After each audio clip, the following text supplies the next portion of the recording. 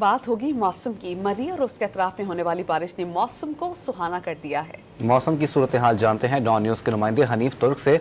हनीफ, बताइए कैसा मौसम है आज मरी का?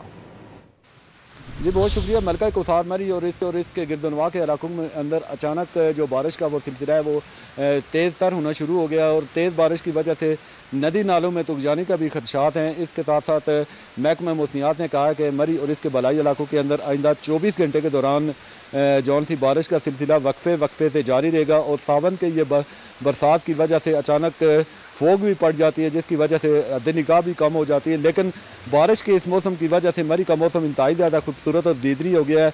आसमान से उतरते बादल ज़मीन को छूकर इंतहाई ज़्यादा खूबसूरत मंजर पेश कर रहे हैं और महकमा मौसमियात ने कहा है कि यह सिलसिला आइंदा 24 या 36 घंटे के दौरान मरी समेत तमाम शुमाली इलाकों के अंदर जारी रहेगा।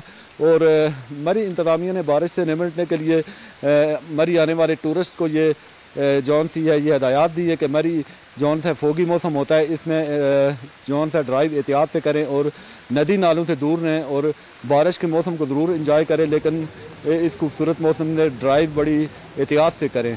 जी।